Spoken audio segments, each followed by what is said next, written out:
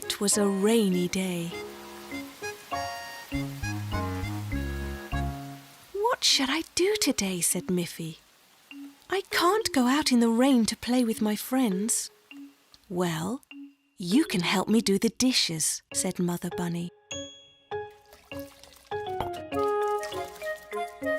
So Miffy dried the dishes. Then she swept the floor.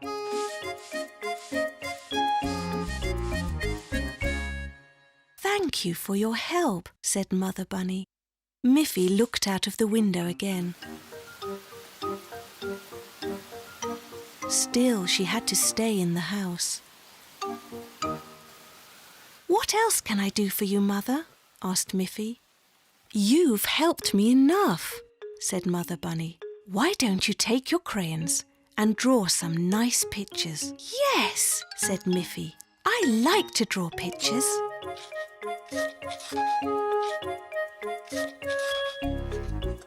So Miffy drew a picture of her back garden with a blue sky and the sun shining brightly.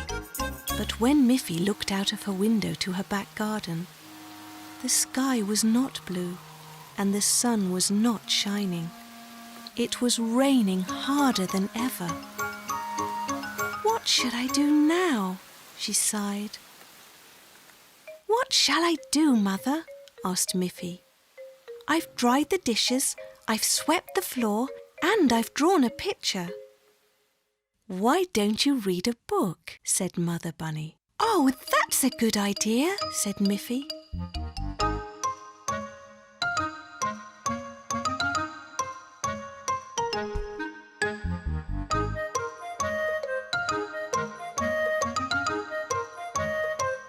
Miffy read a nice story about a sunny day at the beach. She looked out of her window again and saw that it was still raining hard. Her mother said, "Miffy, if you listen to some nice music, it will make you feel happy."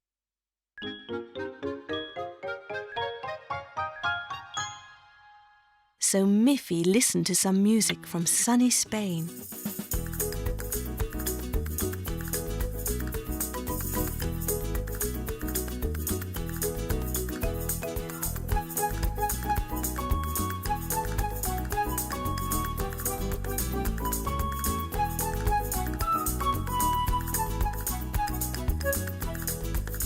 But outside her little house, it began to look like the North Pole. While the music was playing, the rain had turned to snow. Mother Bunny called, "Miffy, Miffy! Look outside! It's so beautiful!" "How strange," Miffy thought. "It has been raining all day and Mother says it's beautiful." Miffy looked through the window. What did she see? Everything was covered with soft white snow. The sky was blue again. How wonderful! Miffy took a warm coat and a scarf. She dressed herself and ran outside where she could play with her friends at last.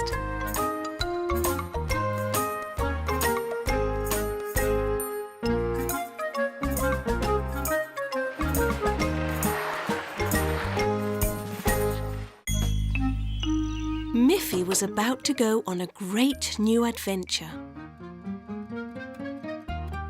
"Goodbye, Mother," said Miffy as she set off for a camping trip with her forest friends Boris and Barbara Bear. They knew all the best places in the woods, but this time they decided to camp high on the hillside meadow behind Miffy's house. They had to climb up and up, and their backpacks were very heavy. But Miffy was a strong little bunny, and she was able to keep up with Boris and Barbara. At the top of the hill, the countryside looked so beautiful. It was springtime, and the meadows were full of lovely flowers. birds and butterflies filled the air all around them.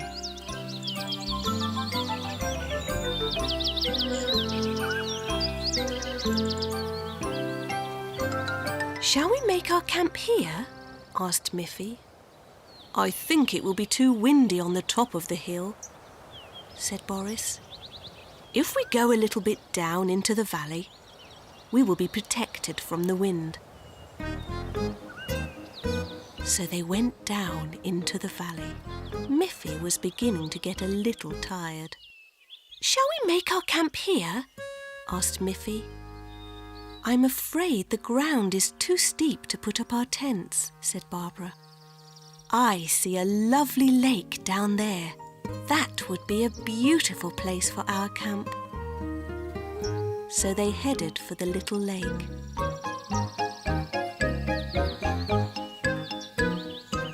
"We shall make our camp here," shouted Miffy happily.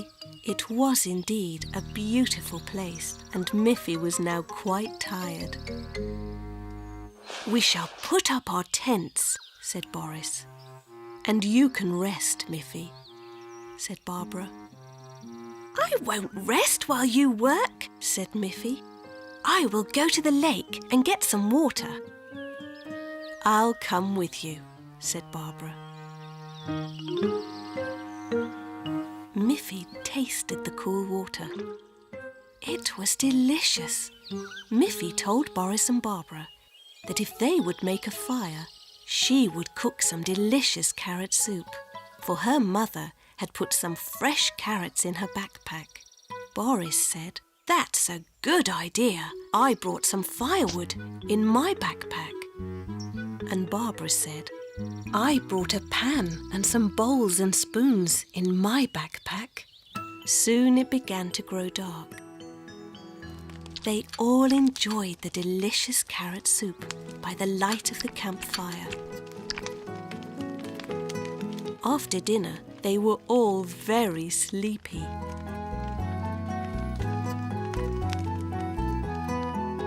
They said good night and went to bed in their tents.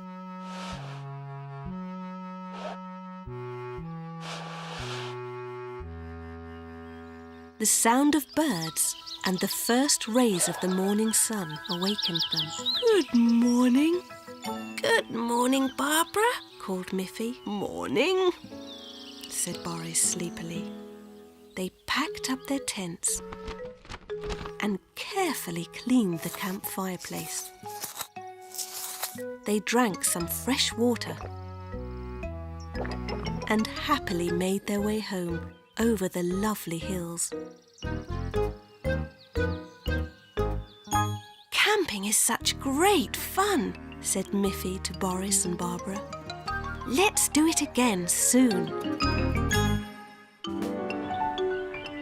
It was a beautiful day.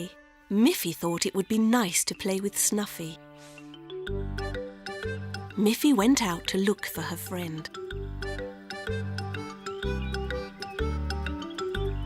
She called her name.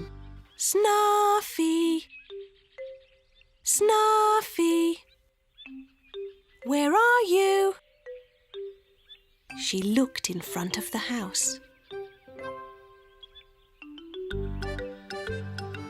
She looked at the back of the house.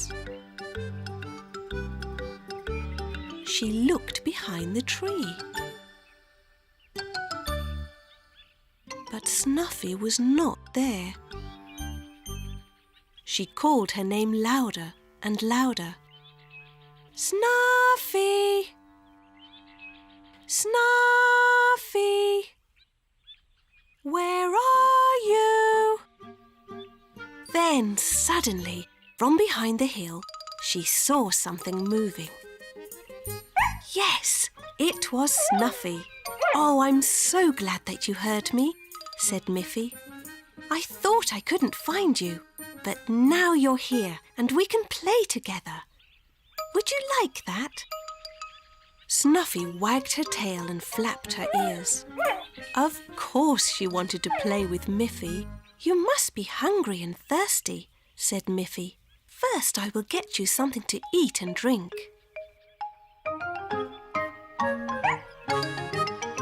Miffy went into the house and came back with a bowl of biscuits and a bowl of water, one in each hand. Snuffy was so impatient, she jumped up and down and made Miffy drop the bowl of biscuits. They rolled all over the ground. "Now, Snuffy," said Miffy, "you must learn to be patient.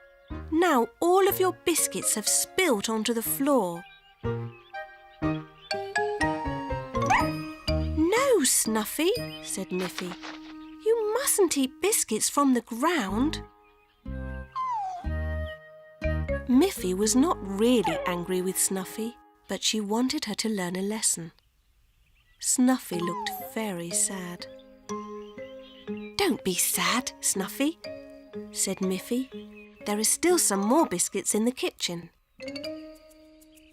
Now sit quietly and wait while I bring them."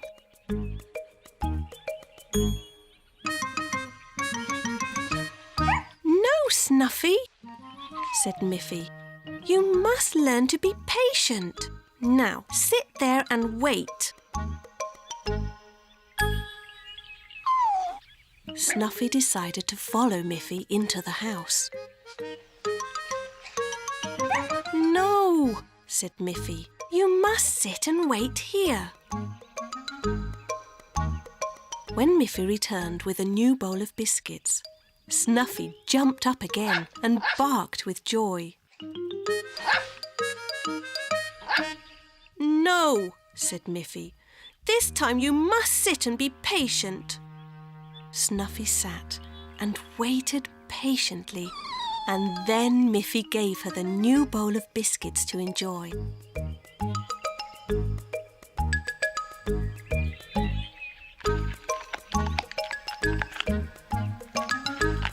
After that, Snuffy had a nice drink of water, and she and Miffy played happily together for the rest of the afternoon.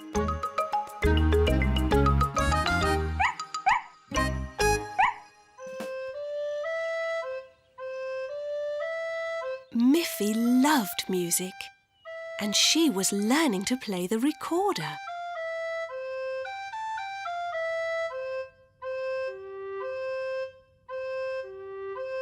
"You play that very nicely, Miffy," said Mother Bunny. "But that tune needs more players." Miffy said, "Yes, I can invite my friend Aggie. She can play the accordion." "Yes," said Mother Bunny, "and Poppy Pig plays the double bass beautifully. I will call her on the telephone and invite her to join us."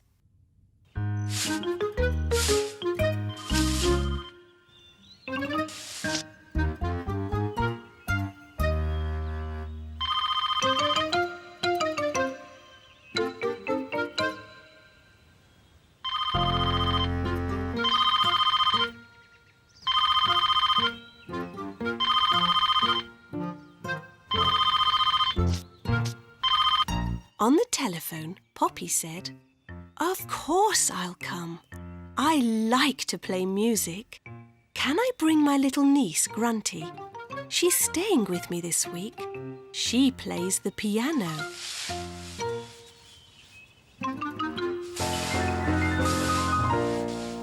"Oh dear," said Mother Bunny. "What a pity. We don't have a piano.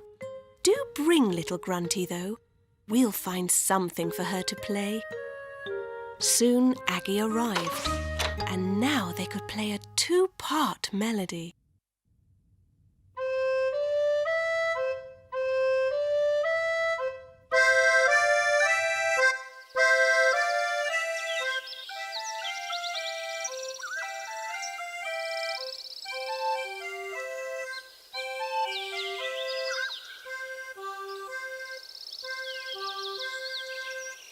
It took a long time for Poppy Pig to carry her big double bass up the hill to Miffy's house.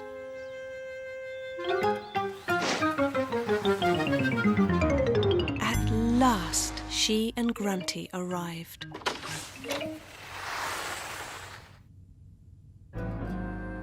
Then Miffy, Aggie and Poppy began to play a 3-part melody.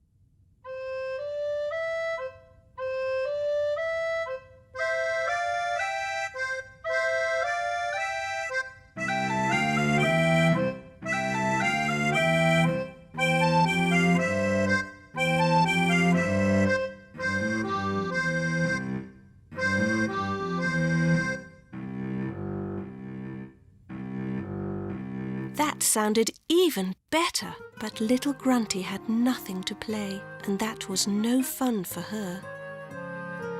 "We have no real piano, Grunty," said Miffy, "but I do have a nice toy piano."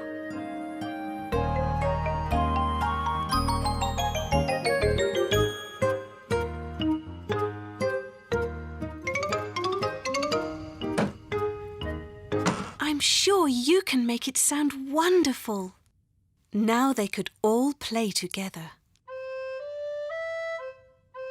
How wonderful it sounded!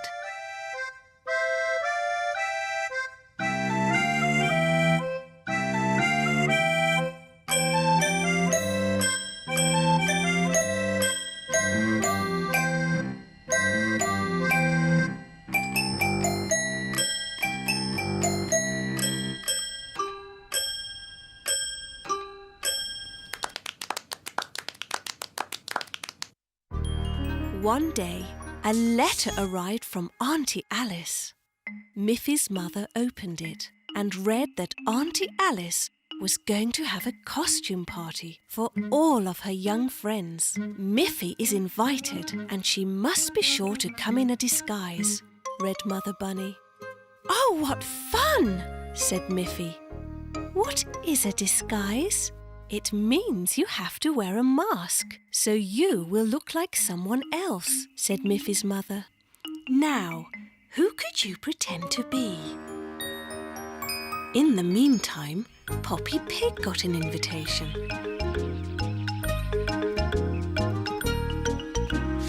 Boris Bear got an invitation.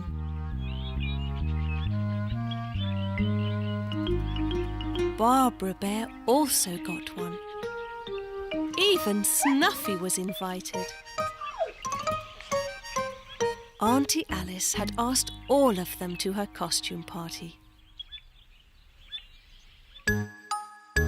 On the day of the party, it was very funny. Auntie Alice couldn't be sure who was coming through her front door. Miffy arrived wearing a Poppy Pig mask. Poppy Pig arrived wearing a Barbara Bear mask. Barbara Bear arrived disguised as Auntie Alice. Auntie Alice herself was disguised as Boris Bear.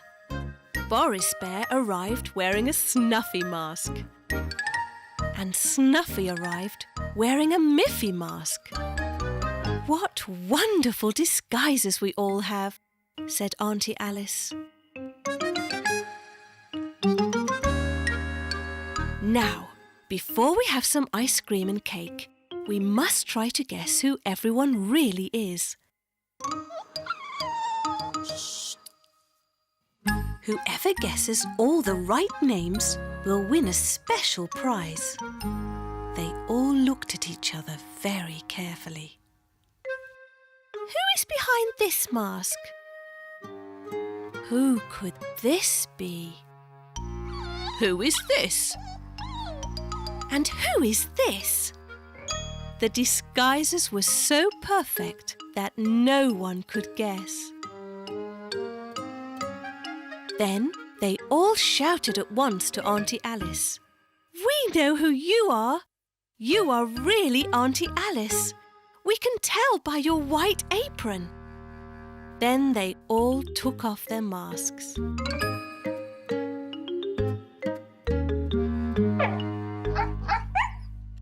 Auntie Alice said, "Well, you all guessed who I was, so you can all have some ice cream and cake. You'll all get a special prize too."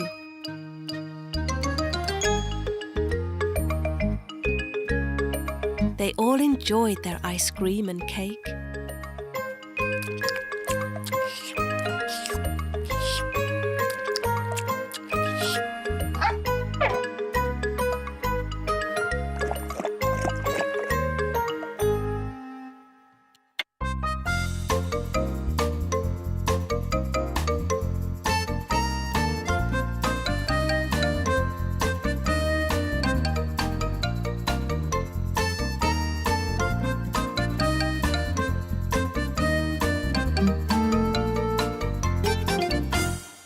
After that, each went home with a brightly coloured balloon. And Miffy thought, what a wonderful party that was.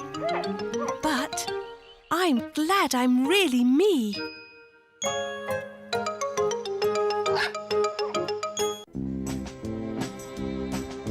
Miffy, Miffy, we love you. You always know just what to do. 2 long ears and button eyes and just my size. Miffy, Miffy, oh so true.